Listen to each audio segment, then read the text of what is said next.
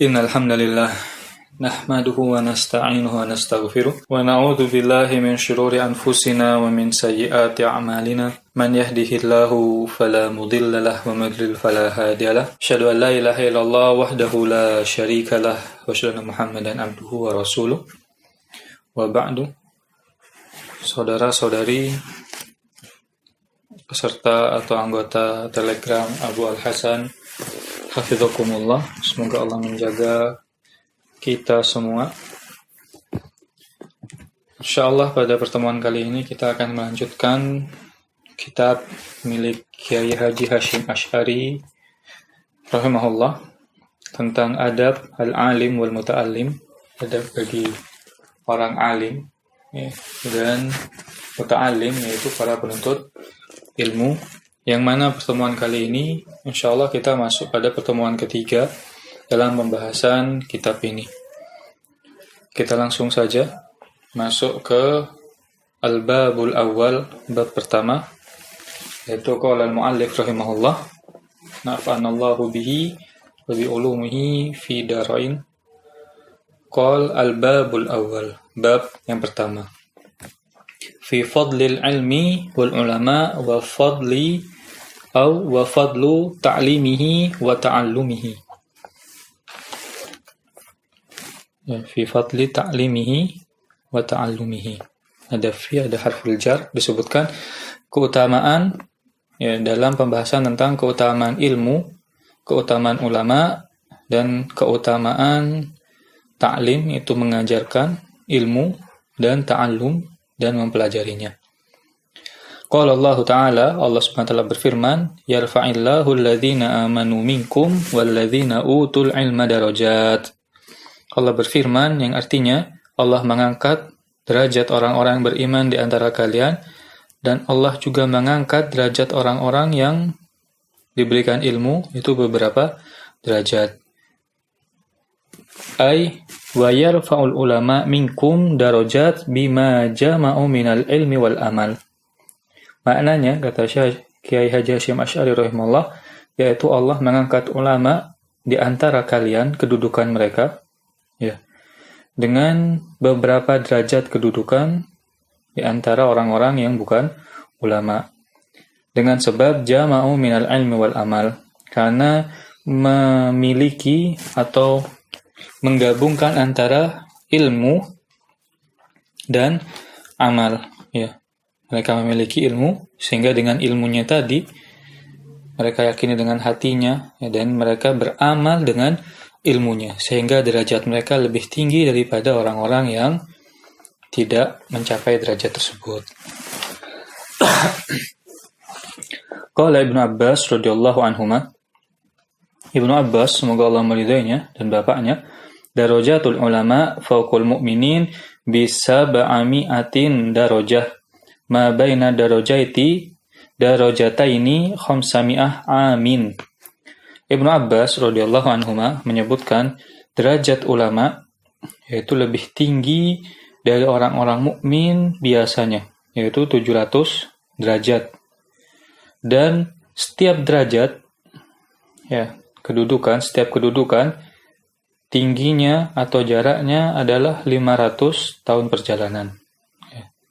Maka kita nanti di sini akan jumpai mungkin beberapa hadis yang didhaifkan oleh beberapa ulama, atau mungkin hasan riwayatnya, atau mungkin mauquf, akan dinukilkan oleh Kiai Haji Hashim Asy'ari rahimahullah. Dan kita ketahui bersama dalam bab fadhailul amal, yaitu bab keutamaan beramal, terkadang ulama memperbolehkan hal ini meskipun memiliki syarat-syarat yang begitu ketat, dan kita tidak membahas hal itu di sini, yaitu ada pembahasan khusus mungkin dari ustadz-ustadz yang membahas kajian tentang hadis. Ucapan Ibnu Abbas ini sebenarnya terdapat juga mungkin nanti akan dijumpai dalam Mukhtasar Minhaj Al-Qasidin. Kita lanjutkan. Qala ta'ala, Allah Subhanahu wa taala berfirman, syahidallah annahu la ilaha illa huwa wal malaikatu wa ulul ilmi. Allah Subhanahu wa taala menjadi saksi, saksikanlah, atau Allah Subhanahu wa taala menjadi saksi, tidak ada zat yang berhak disembah kecuali Ia, wal malaika, dan Allah menyandingkan malaikat sebagai makhluknya, dan juga ulul ilmi, dan para orang-orang yang berilmu. Fabada Allah Ta'ala binafsihi, Allah Subhanahu wa Ta'ala memulai dengan dirinya, wa thanna bin malaikatihi wa thallatha bi ahlil ilmi. Allah memulai dengan dirinya, ya, dengan zatnya yang mulia, yang penuh kemuliaan. Kemudian Allah menyandingkan dengan malaikatnya yang kedua, dan Allah jadikan orang-orang berilmu di posisi yang ketiga. Ya, ini menunjukkan keutamaan akan orang-orang yang berilmu. Kemudian kata Syekh Hasyim Asy'ari rahimahullah, nahika bihadza syarafan wa fadlan wa jalalatan. Nahika artinya hasbuk atau cukup bagimu, ya. Dengan urutan yang disebutkan tadi, Allah, kemudian malaikat dan para ulama, cukuplah tentang hal tersebut menjadi suatu keagungan, keutamaan dan ya keagungan juga, kemuliaan akan hal tersebut. Kemudian dilanjutkan, wa qala ta'ala, Allah Subhanahu wa ta'ala berfirman, innama yakhshallah min ibadihil ulama. Sesungguhnya yang takut kepada Allah adalah para ulama. Ya. Karena kenapa? Ulama yang benar adalah ulama yang takut kepada Allah. Ya. Karena dengan dekatnya dia kepada Allah, maka akan semakin takut kepada Allah. Dengan takutnya dia kepada Allah, maka dia akan semakin dekat. Berbeda dengan ketika seseorang takut dengan makhluk, maka dia akan semakin jauh dari makhluk tersebut. Tetapi seseorang yang memiliki ilmu, ya, maka dia akan semakin takut kepada Allah. Dan dengan takutnya kepada Allah, maka dia akan semakin dekat kepada Allah. Karena dia meyakini Allah Maha Pengasih, lagi Maha Penyayang, Maha Mengampuni dosa, dan seterusnya. Ya. Inilah perbedaan antara dekat kepada Allah dan dekat kepada makhluk. Dan juga tentang keutamaan ulama. Allah Subhanahu wa ta'ala berfirman selanjutnya, kata Kiai Haji Hasyim Asy'ari rahimahullah, innal ladzina amanu wa 'amilus solihati ulaika hum khairul bariyah. Sesungguhnya orang-orang yang amanu, yaitu beriman, wa 'amilus solihat, ya, dan beramal soleh. Beramal soleh tentu memiliki syarat. Tidak bisa seorang beramal dengan amalan yang soleh kecuali dia memiliki ilmu agama. Ya, tidak hanya ikhlas tetapi dibutuhkan ilmu. Ulaika hum khairul bariyah, maka dia adalah sebaik-baik manusia.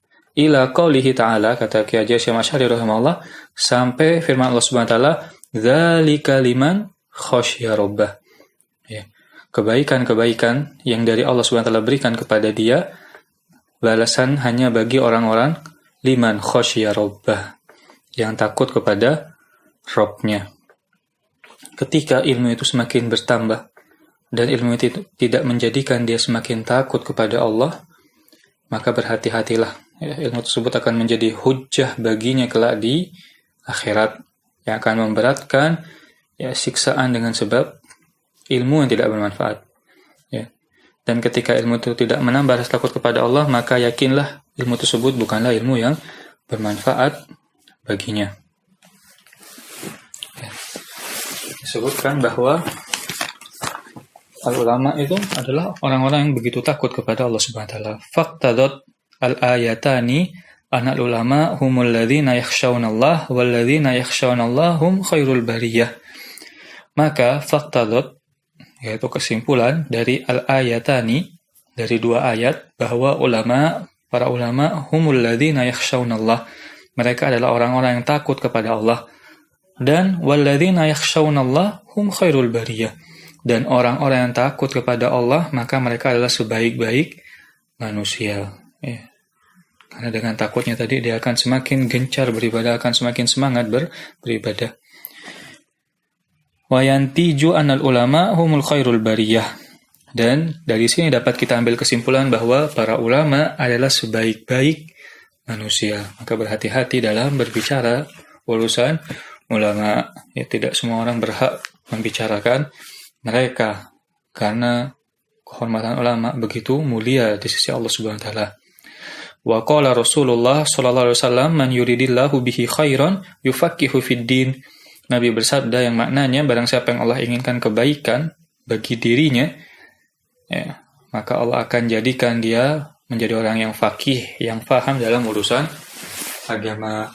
Ya, mafhum mukhalafah yang dapat kita pahami bahwa sebaliknya orang yang tidak Allah inginkan kebaikan tentu akan Allah jauhkan dia dari pemahaman agama, dan semoga Allah Subhanahu wa taala memberikan kepada kita pemahaman agama.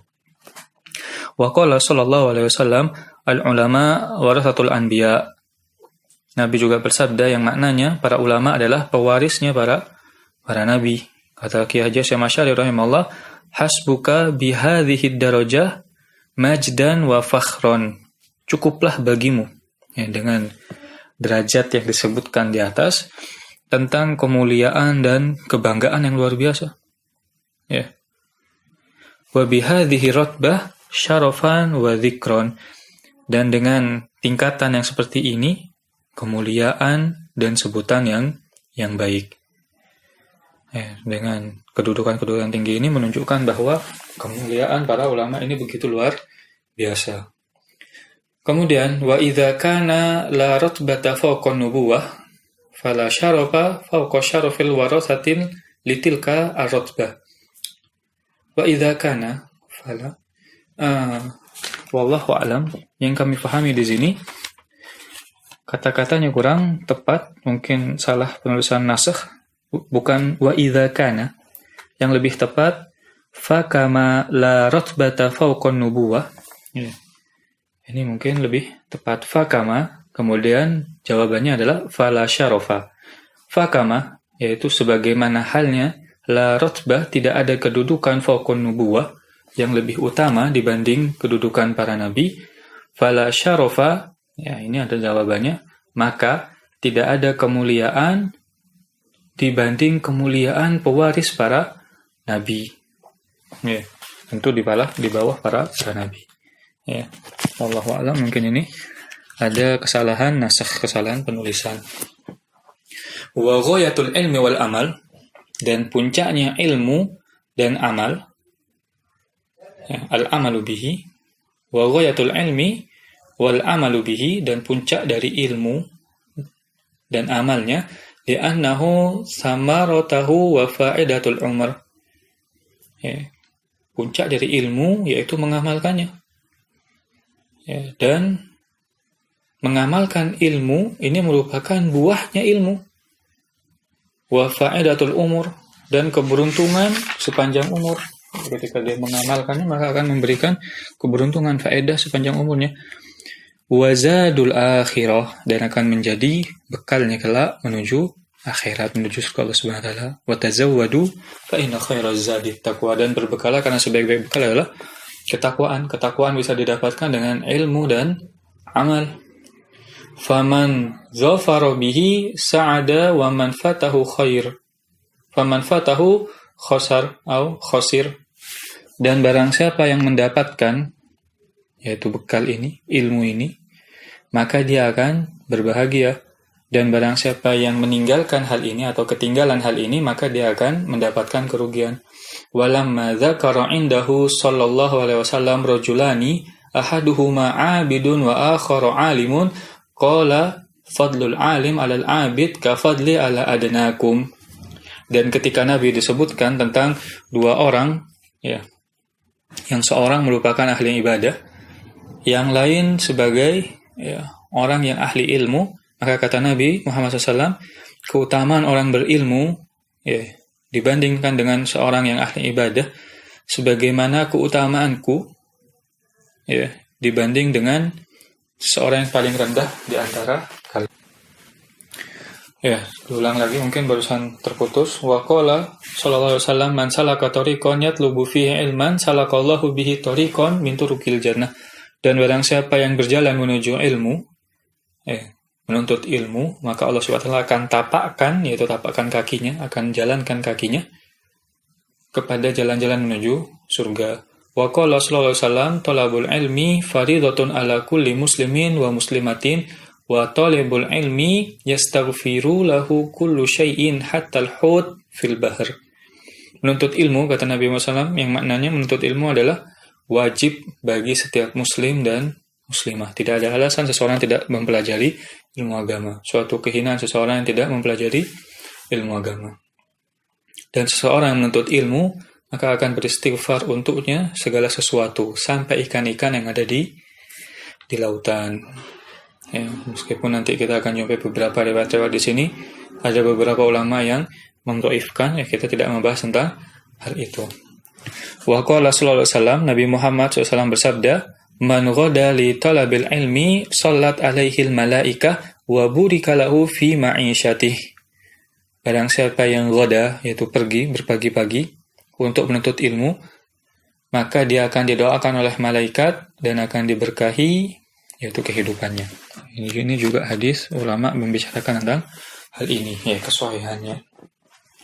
Wa qala sallallahu alaihi wasallam, "Man ghada ilal masjid la yuridu illa yata'allama khairan aw yu'allimahu kana lahu ka ajri hajjin tamin."